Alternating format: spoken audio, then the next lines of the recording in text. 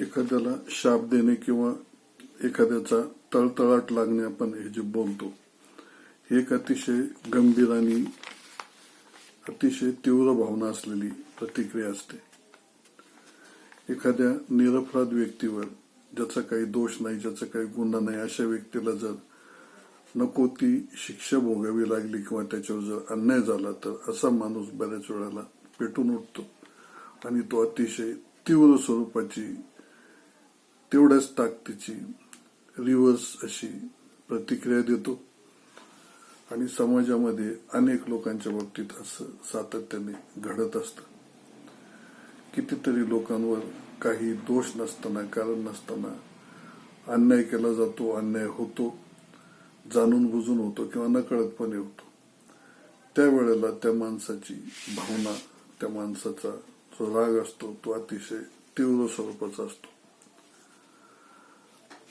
संपूर्ण जगामध्ये आपण बघितलं तर गेली हजारो वर्षे, 10-5 हजार वर्षांपासून समाजामध्ये ज्यांच्याकडे शारीरिक ताकद, मनुष्यबळ, आर्थिक ताकद आणि सत्ता ही संपूर्णपणे एकवटलेली असते, अशांपैकी बरेचसे लोक, काही अपवाद जर सोडले तर बरीचशी माणसं त्यांच्यापेक्षा कनिष्ठ लोकांवर, समाजावर अन्याय अत्याचार करत असतात, शोषण करत असतात. शोषक आणि शोषित असे दोन्ही वर्ग संपूर्ण समाजामध्ये सातत्याने आपल्याला बघायला मिळतात, आजही आहेत.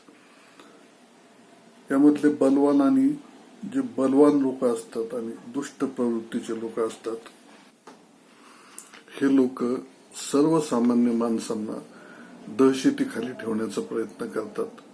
त्यांच्यावर अन्याय करतात, त्यांना लुटतात, नागवतात, फसवतात आणि त्यांच्यावर राज्य करत असतात.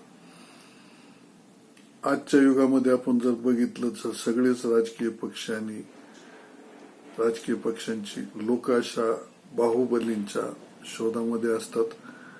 त्यांनाच ही लोक जवळ करतात, त्यांना संरक्षण देतात आणि त्यांच्या दुष्कृत्यांकडे दुर्लक्ष करतात किंवा त्यांना पूर्णपणे पाठिंबा देतात. त्यामुळे या लोकांची संख्या आणि या लोकांची दहशत, दादागिरी वाढत जात असते. हा जो अन्याय, अत्याचार असतो, हा समाजातील काही लोक सहन करतात, काही सहन करत नाहीत. पण बराचसा मोठा वर्ग या लोकांपासून, अशा लोकांपासून दूर राहतो किंवा अन्याय झाला तरी सहन करतो. खेड्यापाड्यापासून तर अगदी मोठमोठ्या शहरांपर्यंत या सगळ्या प्रवृत्ती आपल्याला सापडतील. आणि गेली कित्येक वर्ष, हजारो वर्ष हे सगळं सतत घडत आहे किंवा मनुष्य पृथ्वीवर निर्माण झाल्यापासून हे घडत आहे. पूर्ण हाल करून माणसं मारली जातात. पूर्वीच्या काळी हाल करून माणसं मारली जायची. आता मानसिकदृष्ट्या माणसं संपवली जात आहेत. संपूर्ण व्यवस्था, शासन व्यवस्था, नोकरशाही, व्यापारी, उद्योगपती, राजकीय लोक सगळे मिळून हा खेळ सातत्याने खेळत असतात. एका वर्गाला समृद्ध करण्यासाठी दुसऱ्या वर्गाचा बळी दिला जातो, दुसऱ्या वर्गाला संपवलं जातं. त्यासाठी वेगवेगळे कायदे वापरले जातात, निर्माण केले जातात. धर्म, जात, प्रांत, भाषा अशा घटकांच्या नावाखाली समाजामध्ये विष पेरलं जातं. संपूर्ण देश, संपूर्ण राज्य, जिल्हा पातळीवर, गाव पातळीवर, अगदी वैयक्तिक किंवा कौटुंबिक पातळीवर सुद्धा हे अन्याय, अत्याचार करण्याचं, दुष्कृत्य करण्याचं सतत घडत असतं. आणि याच्यामधून जो पीडित असतो, जो अन्यायग्रस्त असतो, जो शोषित असतो, हतबल झालेला असतो, हताश झालेला असतो, असा माणूस यामधून वैफल्यग्रस्त होतो आणि मग तो अन्याय जो करणारा असतो त्याला शिव्या शाप देतो. तळतळाट त्याचा लागतो आणि हा तळतळाट शोषितांना लागत असतो. प्राचीन काळी ऋषी, मुनी, महात्मे हे लोक शाप द्यायचे आणि तो शाप जर चुकीचा झाला तर मग उशाप द्यायचे. आता असलं काही दिसत नाही, असलं काही नसतं. परंतु गावागावांमध्ये, वेगवेगळ्या शहरांमध्ये जी राजकीय दहशत, नोकरदारांची, नोकरशहांची दहशत, अमर्याद सत्ता असलेले लोक जेव्हा सर्वसामान्यांवर असा अन्याय करतात, तेव्हा मग लोकांचा तळतळाट यांना मिळतो आणि त्या तळतळाटाचे भोग परिणाम या लोकांवर होत असतात. अक्षरशः आपण कल्पना करू शकणार नाही इतकी भयंकर कृत्य ही सगळी मंडळी करत असतात. पैशांसाठी, सत्तेसाठी, जमिनी, मालमत्ता, फायद्यांसाठी हे लोक सगळं करत असतात. माणसं मारत असतात, माणसं जाळून टाकतात आणि हे सगळं दिसत असताना समाज त्याच्याकडे दुर्लक्ष करतो.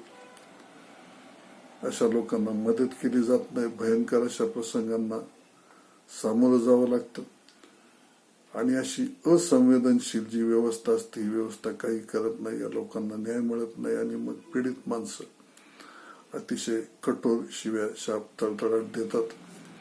हा तळतळाट नेमका काय असतो, त्याचे परिणाम काय होतात, हा कुठून येतो हे सुद्धा बघणं महत्वाचं असतं.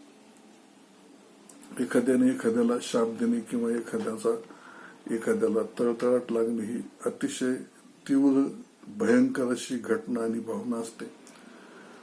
खूप तीव्र स्वरूपाची एक प्रतिक्रिया असते. जो अन्यायग्रस्त असतो, पीडित असतो, तो मानसिकदृष्ट्या खचलेला असतो, हताश झालेला असतो. त्याचं व्हायचं तेवढं नुकसान होऊन गेलेलं असतं.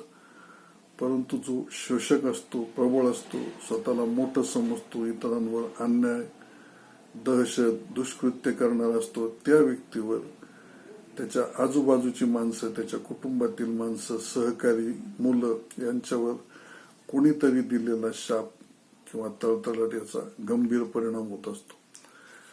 इतरांनी दिलेल्या शिव्याशापांचा डायरेक्ट किंवा थेट परिणाम जरी होत नसला तरी ही जी माणसं जाणून असतात की आपण काय करत आहोत, आपण काय केलेलं आहे, कोणत्या मार्गाने आपण सत्ता, संपत्ती, भौतिक सुख मिळवलेली आहे, त्यांचं अंतर्मन सतत त्यांना याची जाणीव करून देत असतं. कारण प्रत्येक माणसाच्या अंतर्मनामध्ये, प्रत्येक माणसामध्ये चांगली प्रवृत्ती आणि वाईट प्रवृत्ती या दोन्ही प्रवृत्ती प्रत्येक वेळेला उपस्थित असतात आणि या लोकांची चांगली प्रवृत्ती ही त्यांना अशा दुष्कृत्यांपासून सतत जाळत असते. ही माणसं स्वतःच्या मनाला आतून, शरीराला आतून सतत खात असतात. कुठल्याही क्षेत्रातील किंवा व्यवसायातील, शासकीय कर्मचारी असतील, गावागावात काम करणारे, सरकारी वेगवेगळ्या खात्यातील लोक असतील, अगदी आपण बघतो व्यापारी असतील, व्यावसायिक असतील, डॉक्टर, वकील, पोलीस, शिक्षक, असे कुठलेही लोक, कुठलेही अधिकारी असतील तर यांच्यामध्ये जे दुष्ट प्रवृत्तीचे लोक या वेशामध्ये वावरत असतात, हे लोक त्यांनी केलेले जे काय अन्याय असतात, चुकीचं काम केलेलं असतं, अत्याचार लोकांवर केलेले असतात, त्याचे दुष्परिणाम रोज आणि क्षणोक्षणी ही सगळी मंडळी भोगत असतात. हे आपल्याला सतत पाहायला मिळतं.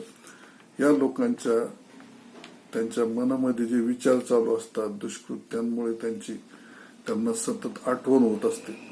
त्यामुळे यांचा जो मेंदू असतो, ब्रेन असतो, त्यांच्या शारीरिक क्षमता असतात, त्यांची अवयवांची ताकद ही सतत कमी होत असते, क्षीण होत असते आणि त्यामुळे या लोकांमध्ये आजारांचं प्रमाण मोठं असतं. आजार सगळ्यांनाच होत असतात, परंतु नैसर्गिक होणारे आजार आणि या अशा लोकांना त्यांच्या अंतर्मनामध्ये सतत जाचत असल्यामुळे होणारे आजार, या दोन्हीमध्ये फरक असतो. ही जी शोषक असणारी माणसं असतात, त्यांनी केलेल्या वाईट कामांमुळे, अन्याय, अत्याचारामुळे त्यांच्या शरीरावर जे काही गंभीर परिणाम होत असतात, त्यामुळे ब्रेन डॅमेज होणं, कॅन्सर, पॅरालिसिस, हार्ट फेल होणं, शुगर, दमा असे अतिशय गंभीर आणि कधीही बरे न होणारे आजार लोकांना होतात.